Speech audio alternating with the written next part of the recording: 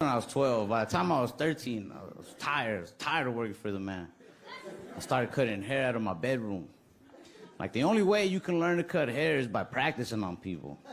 And none of my friends wanted to let me practice on them. But thankfully for me, all my friends were just poor enough. They had no choice but to let me practice on them. Yeah, a lot of them had single moms and a lot of siblings. Their moms couldn't afford to take them and their brothers to a real barbershop.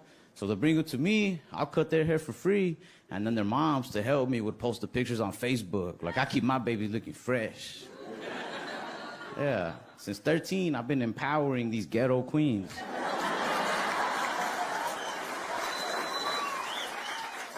It's just that sometimes they would get too personal with the post, you know? They'd post the pictures of the cuts, and they'd be like, I keep my babies nice, fresh, and clean cut, and I do it on my own. No man paid for this. And I'd be in the comments like, if anybody else needs a free haircut,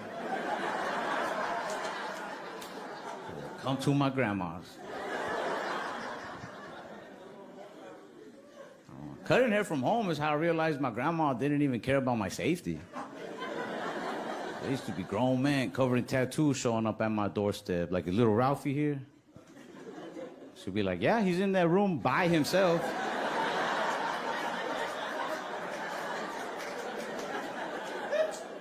She even would leave me alone with him sometimes. I saw her pulling out the driveway, and I ran out there. I was like, Grandma, what are you doing? There's an adult in there. She was like, yeah, he'll watch you. I'll be right back. Sometimes I'd mess up on these haircuts, and I would have these grown-ass men just screaming at me in my little 13-year-old bedroom. As soon as I'd give them the mirror, I'd be like, let me see. God damn, what the fuck, dumbass? I'd be like, you don't know what you're doing, do you? You don't know how to cut no hair. But I would always tell them the same thing. I'm 13. Why would you let me do this?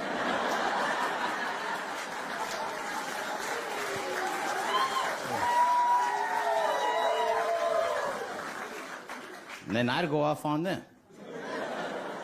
I'm like, you walked into a room covered in Dragon Ball Z posters. And you really expected a quality cut from a dude who's never even seen titties in real life. I said, no, sir, you don't know what you're doing. Grandma, escort this gentleman out the door.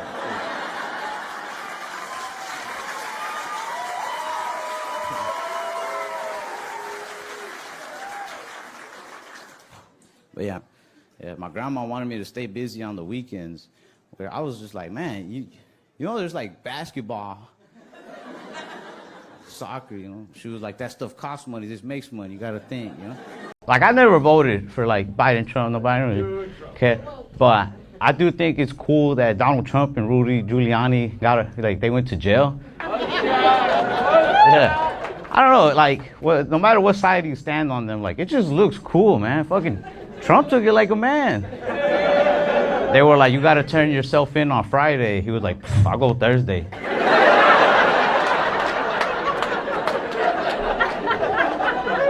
His mugshot looked badass. He looked like a G. He was just like.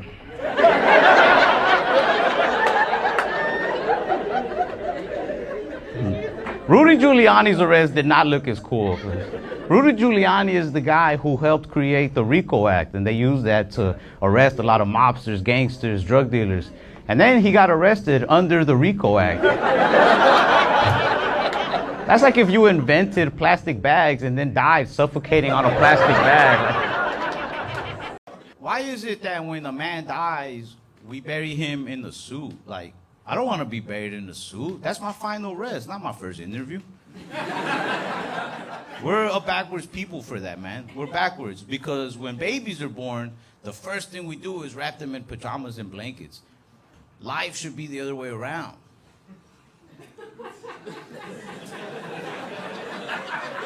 My final rest should be pajamas, big old tiger blanket. And the minute that babies are born, they should immediately be put in suits because first impressions are everything. And I know you're like, that's such a goofy ass silly thought, you know? But it's serious, cause like, all right, just imagine that I brought out 2 newborn babies right now. Twins even. One of them in a suit and the other one in pajamas. Which one are you gonna respect more? The Sleepy Bum Baby or the 401k baby? Like.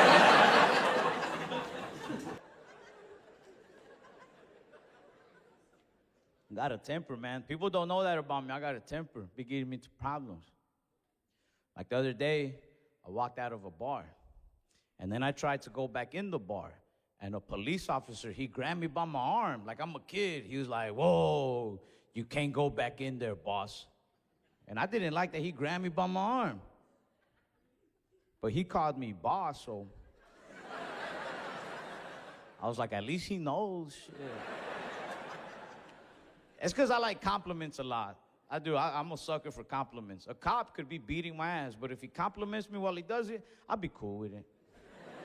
For real, police officers should compliment the shit out of everybody they arrest. They might have an easier time. Like me, all right, check this out.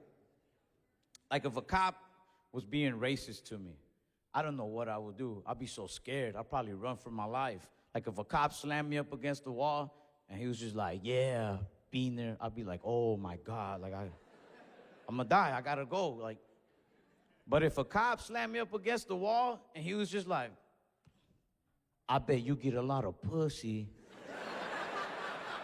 I'd be like, all right, take me to jail.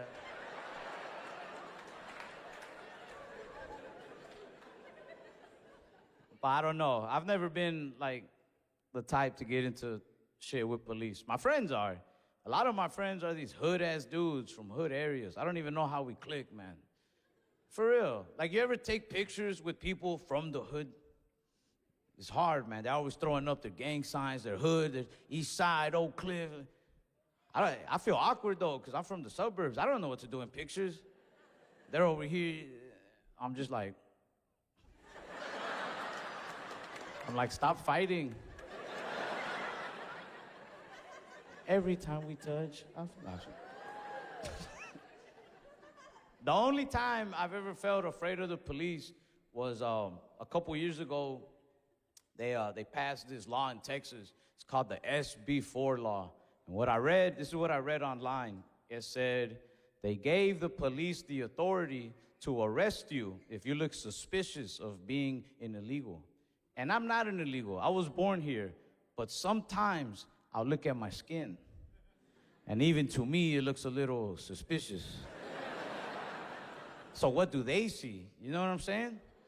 And it says that law is mostly for the cops that are right near the border. They work the border towns. And I don't live near the border, but I'm still scared.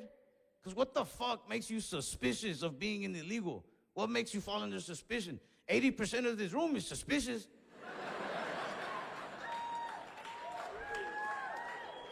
That shit had me scared, man. That shit had me so scared. I don't even put salsa on my taco anymore.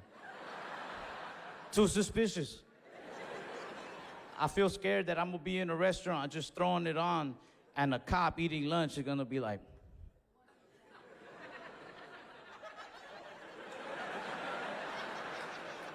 hands behind your back.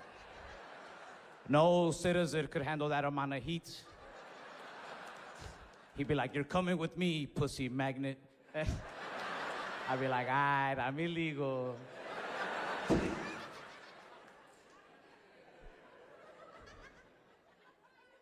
I don't know if that law stayed in effect. There's a lot of problems with that law. But do your own research. I also want to say this real quick. Don't do your own research. Don't say, whatever I talked about right now, that law, don't use that like in a real conversation. Don't be like, you heard about the thing? And like, don't ever leave my show thinking you learned something.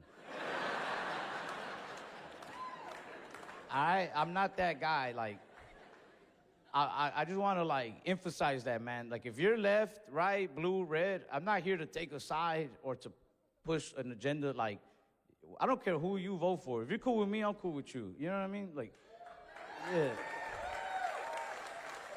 And I'm for real. Like, if I talk about a law or anything like that, don't take it too serious. I'm not trying to, like, I don't have a point. You know what I mean? Like, I'm not that comedian. I wish I was. You think I don't Man, I wish I could be like them smart comedians that they be like, you ever notice how society be doing this? And then y'all be like, oh, fuck.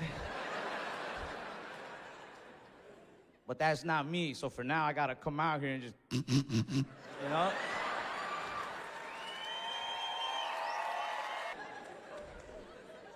I really did. I learned the lesson the hard way, like just control my emotions. Sometimes I still slip, but for the most part, I'll control them. Because I got humbled one night. I got humbled bad, man. One night, I wasn't even out either. This is like 5 years ago. My cousin calls me. She was blowing up my phone. It's like 1:30 in the morning. She was crying. She's like, can you get over here? I need your help, please, please. My cousin, her boyfriend, and a bunch of their friends were drinking at some bar, and they got into an argument with some other dudes, started some shit, and my cousin was trying to leave, but those dudes wouldn't let them like get their car to the parking lot. I think they slashed their tires or something. It was like a big commotion. I couldn't really understand her. The bitch was crying. All I knew is my cousin's in trouble. Let me go help. I lived pretty close by, which I'm assuming is why she called me, you know? And I pull up to save the day. At that time, I was driving a 1999 Chevy Impala. I love that car, man. It had a clean brown leather interior, like panty dropper interior. The outside of the car had no matching colors. I had like a green hood and like a red door. Like the outside of the car made you put your pennies back on. But fuck it, I was on the inside where dreams are made of. But I pull up and I see all the commotion outside. They're all going crazy with her. And I got out the car. I said, hey, y'all get in my car. Let's just go. We'll come back for your car tomorrow. Fuck these guys. Let's just get out of here. And they were getting in my car, and those guys were talking shit to us. But I didn't really care. I'm just ignoring it. And until one of those guys, he yelled something like, he was like, yeah, get that fat bitch in the purple up out of here. Oh, man. I looked around, and who's wearing purple? My stupid-ass cousin. I was like, bitch, of all the colors on the color wheel, like... It made me mad, man. That's my cousin. You can't talk about her like that. I turned around so quick. I was like, who the fuck said that? But I should not have done that. If I was smart and not emotional, I could have just took a breath, looked at my cousin's boyfriend, and been like, hey, say something, bro. What the fuck? But I got mad too fast. I turned around. I was like, who the fuck said that? The biggest guy in their little crew comes out. He's like, me, motherfucker. I don't even think he was the one that had said it. I told him, I was like, nah, hell nah. I said, the voices don't even match. I was like, that was not you. It was maybe this 5'6" little bitch over here. What's up, bro? What's up, bro?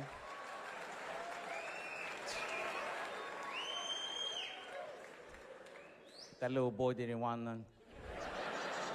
Plus, that dude got in my face. The big dude got in my face. And when someone's right here in your face, man, there's no going back. And my grandparents, like, I went into, like, fight mentality, all right? My grandparents, they prepared me for moments like this. They were realistic the way they raised me. They would always tell me, they're like, hey, you are small. And that was it. They would just walk off. And,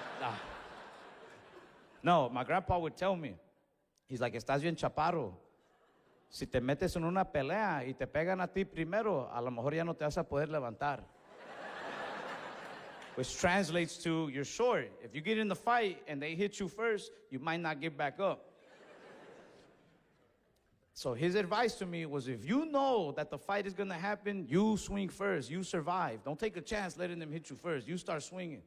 So when that dude got in my face, that's what I did. I started swinging as fast as I can. Bah, bah, bah, bah, bah, bah, bah, bah, bah, bah. I wasn't doing shit to that man. I hit him like 1,000 times. His health bar was still on 99%. I started getting desperate. I even started doing stuff I see on TV. I was like, yeah, kamehameha. That man just ate the blast like nothing. I got scared. I even hit that anime gas. I said, oh. I said, that's impossible. He was a tall dude, man. He was a big dude. I don't even know where to hit him. I was going for his head. I'm looking for openings in his body. I couldn't really hit him. He had it easy. He just kept hitting me on the top of my head. He's like, boom, boom, boom. Kept hitting me. I used to be 5'9", but the motherfucker kept, oh.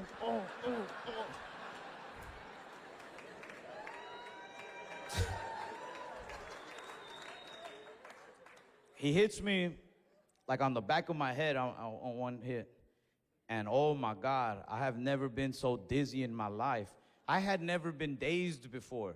And I instantly regretted it. Every time I've yelled at a fighter on TV. Because you know when you're watching the fight and the dude you're going for gets knocked down and he's trying to get up but his legs are wobbly and you're just like, get up, bitch, get up. Bro, you can't, like. I was trying so hard not to fall. He was just whooping me. He was hitting me so hard. He was hitting me so hard that on the outside, I didn't even know where I was anymore. The world was just spinning. But on the inside, like I found myself, man. I reached this higher level of consciousness as I'm watching the punches come at me. I was just like, oh, shit. I was like, first of all, I should have never answered the phone. It's like, damn, second of all, they're out here. They didn't even invite me. I saw that one big ass fist coming. I was like, damn, third of all, my cousin could lose a few pounds. Nobody in our family wants to talk to her about her weight. And look where it got us that night. The rest of the fight, I was just mad about her weight. I was just like, oh, we need healthier lunch options in the school system. Look, man, I've been in like 5 fights my whole life. All of them, there's so much adrenaline, I don't even feel the punches. Or I feel them a bit, but it's dudes around my size, you know what I mean? Like, I get in a fight with high school kids. But this guy, and I'm like a little ashamed to admit it, but like, fuck it, I'm transparent. This dude was beating my ass so bad, like it was hurting so bad that I was in my head, like talking to myself. I was like, fuck. I was like, I have to do something. Like, I have to do something to this man. I was like, if he hits me with one more of those, I die. My gold coins go flying everywhere. Like, I'm done, bro. And maybe I do watch too much Dragon Ball Z, because in my head, my mind goes to like, fuck it. I just have to hit him with one final, all my power attack. Everything I have in this last blow, and if we both blow up, so be it. So with my left, I kind of push him off. I'm trying to block hits. I'm fending him off with my left, but over here, I'm charging this bitch up. And I got all this adrenaline going through me, you know what I mean? I'm yelling. I don't remember yelling, but my cousin said I was yelling. I'm just like, ah! I'm thinking about everybody in my life that I love to make me stronger. I'm like, te quiero mucho, grandma! I can kind of count his hits, because the man hit hard, but he didn't swing fast. So I can kind of count them, and I was making my little plan. I was like, all right, when he throws his right, I'm gonna use my shoulder and I guess my face. I'm gonna roll it off, and with that same energy, I'm gonna come back, everything I have, and if I kill him, I kill him.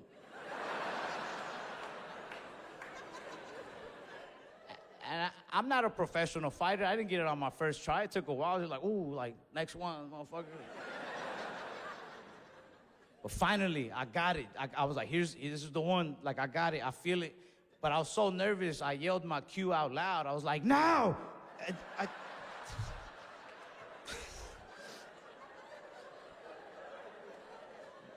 But I still threw it. I threw the hardest, fastest punch I've ever thrown in my life. I even saw that bitch on fire a little bit. I was like, oh, shit.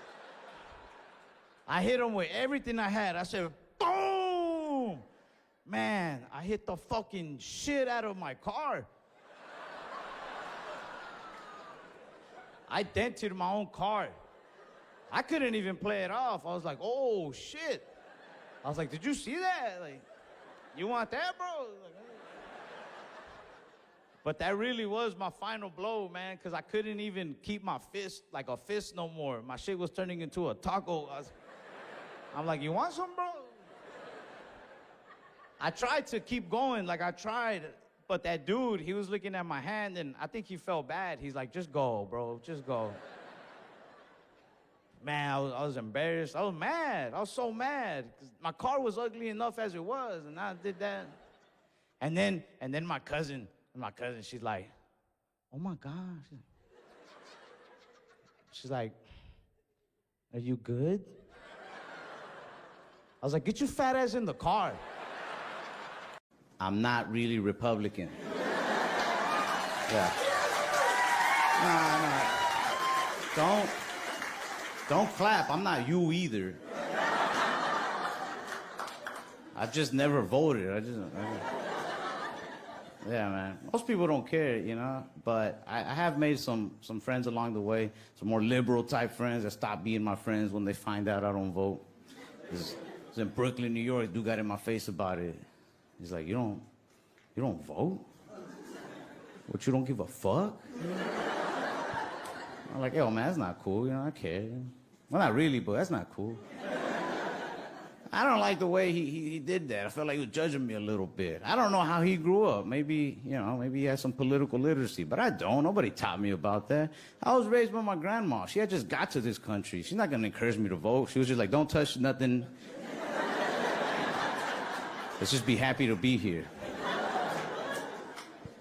My mom, you know, my mom had me at 16. You think she's gonna teach me about politics? I watched that kid grow up before my own eyes. Yeah. My dad was the only one who knew about laws or the judicial system, but that's because he was an astronaut.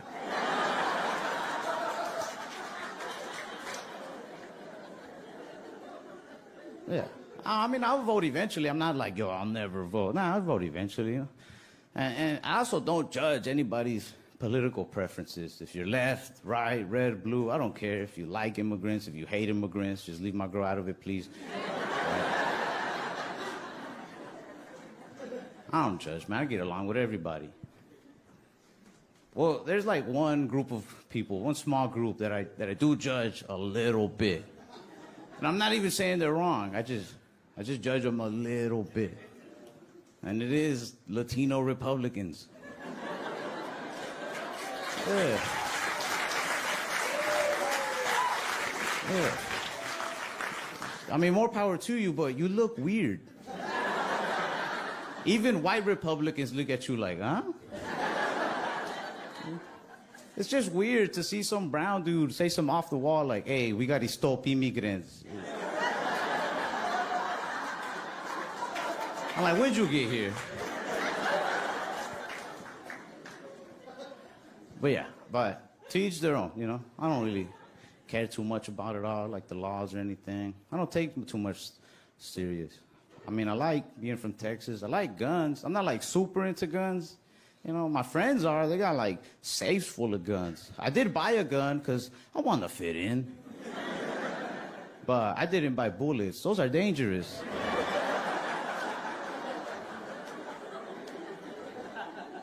I just got the gun so I can bond with my boys, you know? We do activities together. Like, we go to the shooting range together all the time. I don't buy bullets there either, though. I just get my gun, I go in my booth, and I make noises. I be like, blam, blam, blam.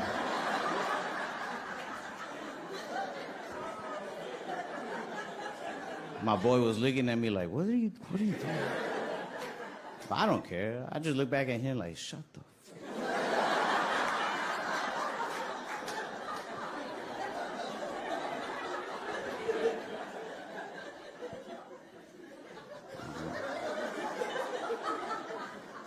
Guns make watching TV with, like, your family funner. I'll just be sitting there looking at everybody. Like, who has the remote? When you don't buy bullets, you technically have access to any kind of bullets you'd ever want. It's all up to your imagination. Some days I'm in the range and I'm like, blam, blam. And I saw those Star Wars movies on TNT, and I was in there like, pa-tew, pa-tew.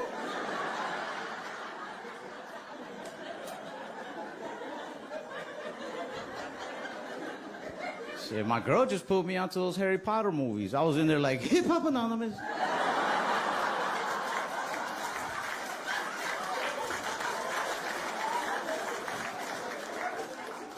Yeah, my friends don't like that, though. They're like, why do you come to the gun range if you're just gonna pretend? I said, pretend? I'm like, bro, you bought bullets and you bought a piece of paper to shoot at. You just paid money to pretend harder than I do.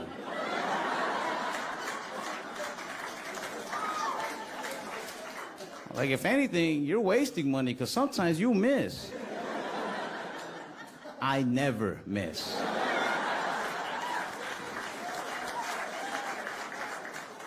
I'll be in my booth like, headshot again.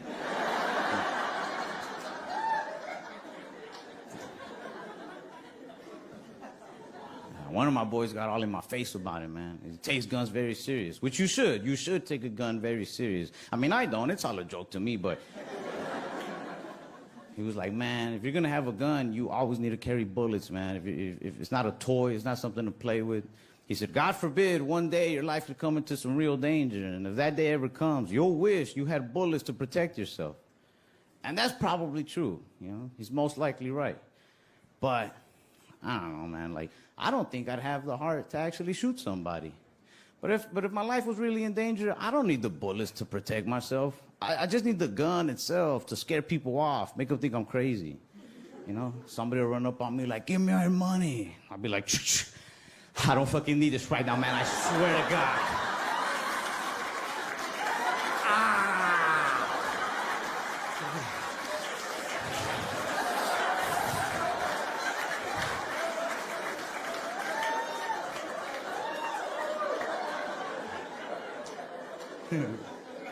He'll be like, keep your money and your dick, man, I'm sorry.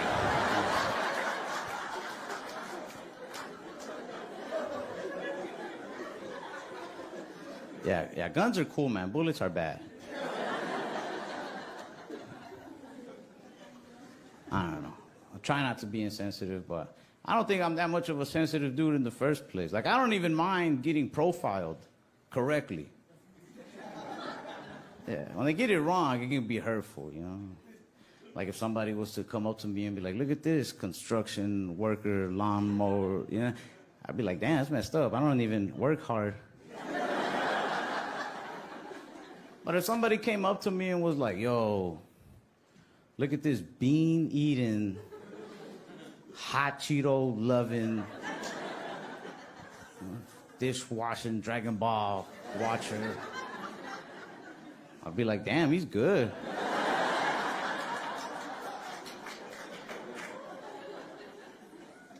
I don't know. I learned the pros and cons of racially profiling people at a young age. Like when I was 13, me and my buddy Jaime went walking to a 7-Eleven gas station to get some ice cream. It was summer, it was hot. When we got to the freezer, I remember there was this orange push pop I wanted to get. You remember those? You like push it from the bottom? It's like in this weird Bounty toilet paper roll looking. It's good. And I remember it so vividly. It was the last one. And I was about to grab it, but my buddy Jaime's long-ass fingers just got to it before I could. Right when he gripped it, and I'll never forget the sound of this man's voice and the fear that his voice put in my heart because he wanted us to hear him. This cashier, he said to the woman cashier, he goes, watch this, Brenda. That motherfucker's gonna grab that ice cream and put it right in his fucking pocket. And I knew he was talking about us, man. I got scared, I froze. My buddy Jaime let go of the ice cream. And he stood up for himself, which was wild. We were shy kids, man. We never stood up to people our own age. You know, we used to get bullied, we'd take the ass whoop and move on. But Jaime was mad. He was offended that somebody accused him of stealing. He's a hard-working kid. He earned his money. He was the 11-year-old that was my... We used to wash dishes together. Anyway, he stood up for himself. He looked at that cashier. He said, excuse me, sir? Are you profiling me right now? The cashier was like, you call it what you want, man. He's like, you little fuckers like you come in here and steal shit all the time. He's like, I don't need you in my store. Jaime was mad. He's like, you don't know who I am or how I am. He's like, we've never stolen from you, man. We come in here all the time and buy snacks. And I was just like, yo, don't say we.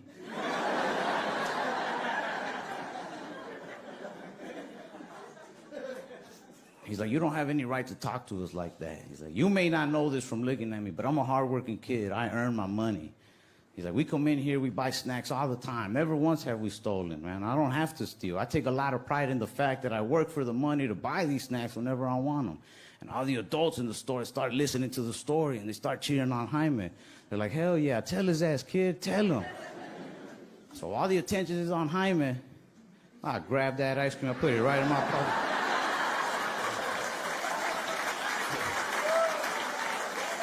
That dude was right to profile. He just got the wrong one.